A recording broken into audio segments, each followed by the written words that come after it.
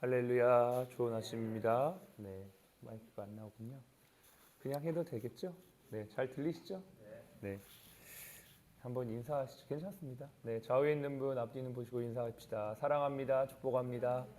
네, 잘 오셨습니다. 네, 또 새로운 한 주를 하나님의 말씀으로 시작합니다. 너무 잘 오셨고요. 하나님의 말씀은 마태복음 13장입니다. 마이크가 없으니까 더 편하네요. 마태복음 13장 18절부터 23절까지 있는 말씀입니다. 마태복음 13장, 제가 가진 성경 신약 성경 22페이지, 마태복음 13장 18절부터 23절까지 말씀 함께 읽겠습니다. 시작. 그런즉 씨 뿌리는 비유를 들으라.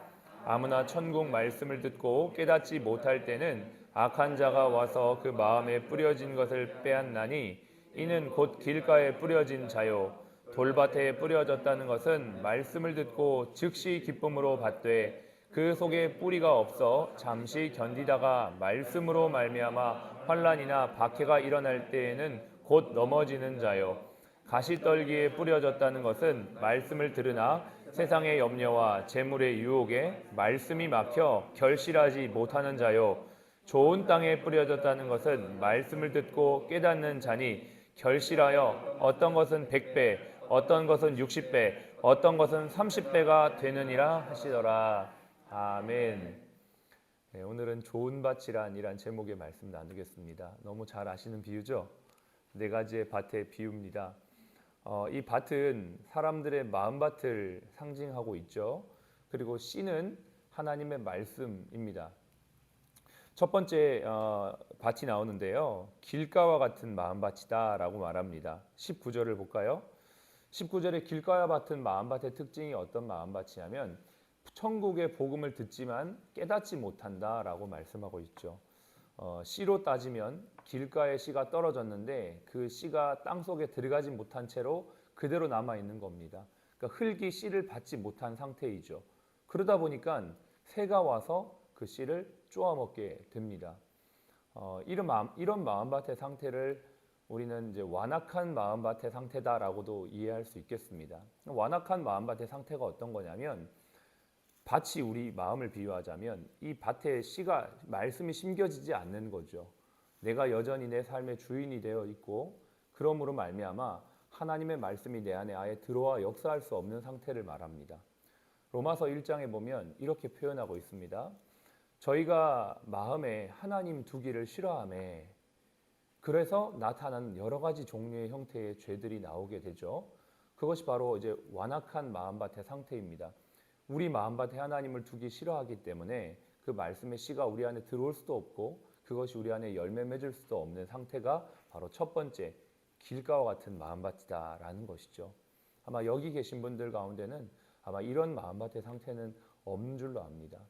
왜? 예수 그리스도가 적어도 내 삶의 구세주이요 내 삶의 주인이라는 것을 알고 있기 때문에 아예 이 씨앗 자체가 내 마음밭에 들어와 있지 않는 상태가 아니라는 것이죠. 두 번째를 한번 봅시다.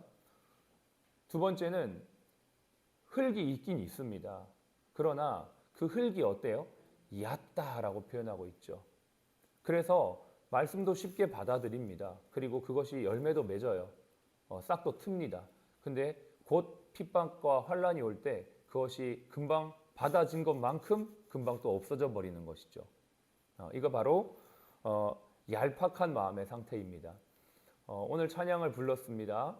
3절에 보면은 이렇게 제가 메모를 했는데 가사에 보면은 깊은 곳에 가서 이런 단어가 나왔어요. 깊은 바다에 가서 창파의 배를 띄워.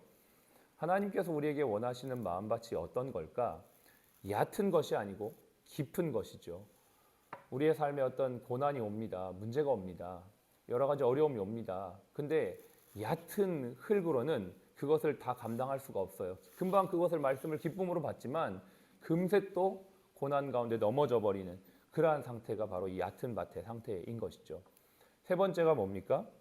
가시덤불, 여러 가지 세상의 염려와 재리의 유혹으로 인하여서 찌들어진 마음을 말합니다. 이 세 번째 말씀에 보니까요.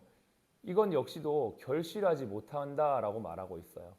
자, 첫 번째 길가에 떨어진 씨도 결실하지 못하고, 세 번째 이 세상의 염려와 죄의 유혹에 있는 그 마음밭에 떨어진 씨도 결실하지 못한다고 합니다. 아마 이 마음의 상태에는 물질이 그 마음의 주인이 되어진 상태인 것 같아요. 세상의 염려와 또 물질에 대한 어떤 염려로 인해서 하나님의 말씀이 떨어지지 못한 상태인 것이죠. 이 물질은 예수님이 하나님만큼 강력한 존재다라고 말씀하십니다. 그래서 부자에 대한 비유를 하실 때도 부자에게 모든 것을 내가 먹고 쓰기 편안하도록 다 마련해 놓은 그 부자에게 오늘 밤 내가 내 영혼을 데려가면 그 모든 것이 누구의 것이 되겠느냐 이렇게 말씀하시면서 이 우리의 마음이 물질에 있는 것이 아니라 하나님께 마음을 두는 것에 대해서 우리에게 알려주시는 것이죠. 우리의 마음속에 혹시 물질이나 여러 가지 염려로 찌들린 마음이 있다면 어떻습니까? 하나님의 말씀이 결실하지 못한다라는 것입니다. 하나님이 우리에게 원하시는 마음의 밭은 뭐냐? 역시 좋은 마음밭이죠. 이 좋은 마음밭은 하나님의 말씀을 받고 인내로 결실하는 마음이다라고 마태복음이 아닌 누가복음에서는 그렇게 표현합니다. 어떻게 해요? 말씀을 받고 인내로 결실하는 것이죠. 이 인내의 시간은 반드시 필요합니다. 여러 가지 시험이 오고 환란이 오는데 그때마다 그냥 인내하지 못하고 넘어진다면 우리는 여전히 얕은 흙을 가진 마음밭일 수 있고요. 여러 가지 유혹이 올 때 넘어진다면 우리는 여러 가지 물질이나 세상 염려 때문에 결실하지 못하는 마음밭의 상태를 가질 수가 있습니다. 그래서 이러한 마음밭들을 하나님께서 그냥 두지 않으시고요. 하나님이 어떻게 해요? 반드시 결실하게 하세요. 열매를 맺게 하시죠. 그래서 100배 혹은 60배, 30배의 열매를 맺게 하시는데요. 이것은 사람마다 다르고 아마 처한 상황마다 다를 겁니다. 속도가 다 틀리기 때문이에요. 사람마다 어떤 사람은 빨리 열매를 맺고도 많이 맺기도 하지만 핵심은 뭐냐면 많고 적음이 아니고 좋은 밭의 핵심은 특징은 반드시 열매를 맺는다라는 것입니다. 하나님께서 저와 여러분의 삶에 원하시는 삶은 바로 열매 맺는 삶이죠. 변화되는 삶입니다. 찰스 콜슨이라는 분이 이제 목사님이 되셨는데요. 이분이 원래는 그 목사님이 아니셨습니다. 그 워터게이트 사건에 연루가 돼서 미국에서 감옥에 갔다 와서 거기에서 주님을 만나고 이후에 목회자가 된 분인데요. 그분이 쓰신 러빙갓이라고 하는 책에 보면 월남전 때 포로가 돼서 수용소에 갇혔던 공군 장교들의 이야기가 나와요. 그런데 그 사람들이 수용소에 갇혀 있으니까는 뭐 너무 힘들죠. 먹는 것도 뭐 생활도 다 불편한데 그래도 제일 불편한 게 뭐냐면 하나님의 말씀을 잘 못 듣는 거. 그게 제일 갈급했던 겁니다. 그래서 포로들끼리 모여가지고 서로 너가 암송하고 있는 말씀 구절이 뭐야? 누가 암송하고 있는 구절이 뭐야? 서로 그 말씀을 암송했던 것을 나누면서 그 안에서 은혜를 나누는 겁니다. 그러니까 이제 살만한 겁니다. 그 힘든 정말 광야 같은 감옥소에서도 하나님의 말씀을 동료들과 나눌 때 은혜가 되는 거죠. 심지어는 신참 포로가 들어오는 게 그렇게 기대가 됐다는 거예요. 왜 기대가 됐을까요? 야, 너는 어떤 말씀 암송하고 있어? 이런 거죠. 네가 암송하는 말씀 뭐야? 그게 기대가 되는 것이죠. 그래서 서로 그렇게 은혜를 나누면서 그 고난의 시간들을 거치고 이겨냈답니다. 그리고 겨우 부탁해서 간수한테 영어 성경책 하나 빌려가지고 그것도 준 거 아니에요. 빌린 거예요. 그래서 틈만 나면 벽돌에 빨간 벽돌을 갈가내서 물에 타가지고 그걸로 잉크를 만들어서 휴지에다가 말씀을 쓰고 기록하면서 그 고난의 때를 말씀으로 이겼다라는 것입니다. 저는 그들의 심령 속에 하나님의 말씀이 굉장히 깊이 박혀서 그 모든 고난을 이기게 한 줄로 믿습니다. 봉우리가 높을수록 어떻게 해요? 골짜기가 낮다라고 하죠. 골짜기가 낮고 깊을수록 봉우리가 높습니다. 여러분의 삶에 힘든 고난이 있습니까? 어려운 상황들이 있습니까? 그러면 우리에겐 하나님께서 우리의 믿음의 흙을 깊이 만드시는 과정입니다. 이거는 분명합니다. 깊이 가야지 크고 작은 환란이 왔을 때 넘어지지 않기 때문입니다. 우리가 지금 여기에서 일터에서 일을 하고 있습니다. 얼마나 많고 또 다양한 고난을 당합니까? 또 우리 환우분들 병원에 계시면서 꽤 긴 시간 동안 치료받으시면서 얼마나 마음이 힘들고 어렵습니까? 이럴 때 하나님께서 우리에게 원하시는 게 있습니다. 바로 우리의 마음을 깊이 만들어가는 것입니다. 저는 매번 예배를 드릴 때마다 참 하나님께서 이 예배 가운데 함께 하신다는 걸 너무 많이 느낍니다. 예배를 인도하는 사회자나 대표 기도하는 분들이나 특별히 이렇게 하세요 저렇게 하세요 그런 내용도 없는데 찬양을 선곡하는 것들이나 제가 말씀을 준비한 내용들이 너무나 비슷하고 또 여러분들의 상황 속에 환우분들의 상황 속에 처해 있는 상황들이 우리에게 지금 주시는 이 말씀과 너무나 참 비유가 적절하지 않는가라는 생각들을 참 많이 하게 됩니다. 여러분의 삶에 고난이 있습니까? 이것은 여러분의 마음밭을 좋은 마음밭으로 변화시켜가는 과정인 줄로 믿습니다. 뿐만 아니라 흙을 깊이 하는 과정입니다. 이 과정에서는 반드시 인내가 필요합니다. 그런데 하나님께서 우리에게 그냥 혼자 생으로 인내하라고 말씀하지 않고요. 에스겔 36장 25절에 이렇게 약속하십니다. 맑은 물로 너희에게 뿌려서 너희로 정결하게 하되 곧 너희 모든 더러운 것과 모든 우상을 섬김에서 너희를 정결하게 할 것이요 또 새 영을 너희 속에 두고 새 마음을 너희에게 주되 너희 육신에서 굳은 마음을 제하고 부드러운 마음을 줄 것이며 또 내 신을 너희 속에 두어 너희로 내 율례를 행하게 하리니 너희가 내 규례를 지켜 행할지니라. 이것을 하시는 분이 누구세요? 하나님이십니다. 우리가 사실 좋은 밭이 될 수는 없지 않아요. 우리의 마음밭이 어떻게 좋은 밭을 스스로 길가 같은 마음밭을 기경할 수가 있으며 얕은 흙을 깊이 있게 만들 수 있으며 염려 가득한 마음을 그걸 다 제할 수 있습니까? 그걸 제해 주시는 분이 계신다고 말씀하세요. 누가 하십니까? 하나님 여호와 그분께서 하신다라고 말씀하십니다. 여러분 우리가 해야 될 것은 딱 하나입니다. 이러한 때에 하나님의 말씀에 집중하는 것입니다. 사실 제가 어제 밤 새도록 거의 밤에 잠을 잘 못 잘 정도로 잠 속에서도 꿈 속에서도 이 말씀을 묵상했어요. 하나님 계속 말씀을 묵상하는데 그런 날이 있거든요. 이게 딱 뭐가 안 잡히는 날이 있어요. 뭔가 이렇게 하나님이 딱 뭔가를 이렇게 주시지 않을 때는 계속 그걸 생각하는 겁니다. 밤 속에 꿈 속에서도 계속 묵상하고 있는데 제가 오늘 아침에 와서 이제 우리 백화성 권사님 좀 일찍 오셨길래 이야기를 나누는데 하나님께서 이 말씀을 주시려고 어쩌면 이렇게 하신 게 아닌가라는 생각도 들고 밤에 잠을 못 자고 계속 생각하게 하신 것도 어쩌면 우리 권사님 밤에 잠을 거의 못 주무셨다고 하더라고요. 같이 너도 자지 말고 같이 한번 그 시간 좀 같이 해봐라. 뭐 그런 하나님의 또 메시지가 있지 않는가. 뭐 여러 가지 혼자 그런 생각들을 해봤는데요.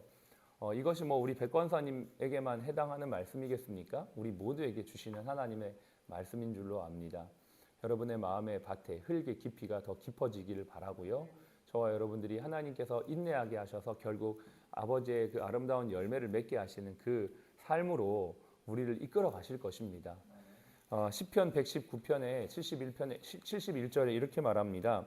고난 당한 것이 내게 유익이라 이로 인하여 내가 주의 율례를 배우게 되었나이다. 아멘. 그렇습니다. 주님이 우리에게 주시는 고난, 육신의 고난일 수 있고 마음의 고난일 수 있고 여러 가지 환경의 고난일 수 있는데 그 고난 속에서도 하나님을 의지하고 또 깊이 있게 주님을 더 묵상하는 그래서 말씀의 깊이가 깊어져서 아름다운 열매를 맺는 저와 여러분들의 삶이 되시기를 주님의 이름으로 축복합니다. 기도하겠습니다. 우리 속의 마음이 완악한 마음은 없는지 돌아보시기를 바랍니다. 얄팍한 마음 때문에 쉽게 흔들리는 마음은 없는지 세상의 염려, 물질의 근심 때문에 찌들린 마음은 없는지 돌아보시고요. 하나님, 우리 마음이 좋은 마음밭이 될 수 있도록 도와주시고 아름다운 열매를 맺는 이 한 주가 되어지도록 주님 도와주시옵소서. 특별히 백화성 권사님을 위해서 좀 기도해 주시고요. 또 모든 환우분들이 하나님 어렵고 힘든 시간들을 통하여서 주님의 율례를 배우고 주님의 은혜를 깊이 경험하도록 축복하여 주시옵소서. 우리 병원도 주님께서 그렇게 인도하시고 역사하실 줄로 믿습니다. 함께 기도하겠습니다. 할렐루야. 살아계신 아버지 하나님 참 감사합니다. 오늘 이 아침에 하나님의 말씀만이 우리의 힘이요 우리의 능력인 것을 다시 한번 고백합니다. 주님, 우리 마음속에 완악한 마음을 제거하여 주십시오. 얄팍한 마음을 제거하여 주십시오. 세상의 염려에 찌들린 마음을 제거하여 주십시오. 이것을 할 수 있는 것은 오직 주님만이 하실 수 있는 것임을 고백합니다. 아버지 하나님, 좋은 마음밭이 되어서 하나님의 말씀이 우리의 삶에 역사하고 그것이 우리의 삶에 열매 맺을 수 있도록 우리 사랑 플러스 가족들 한 사람 한 사람을 주님이 붙잡아 주시기를 원합니다. 사랑하는 환우분들, 아버지 하나님, 여러 가지 염려와 근심 가운데 눌려 있습니까? 주님이 주시는 말씀에 용기를 얻고 힘을 얻어 담대함으로 승리할 수 있도록 좋은 마음밭이 되어 아름다운 열매를 맺는 저희 모두가 될 수 있도록 주님 인도하여 주시옵소서. 이 한 주도 하나님의 아름다운 말씀으로 마음밭이 빚어지도록 축복하여 주옵소서. 지금은 우리의 생명이요 부활이신 예수 그리스도의 은혜와 아버지 하나님의 극진하신 사랑하심과 성령님의 내주교통 충만 인도하심이 좋은 마음밭이 되어 하나님 앞에 아름다운 열매를 맺어 하나님께는 영광이요 이웃들에게는 선한 영향력을 끼치기 원하는 우리 사랑 플러스 가족 머리 위에 또 모든 환우분들 머리 위에 지금부터 영원까지 함께 하시기를 예수님의 이름으로 축복하며 기도합니다. 아멘. 감사합니다, 주님.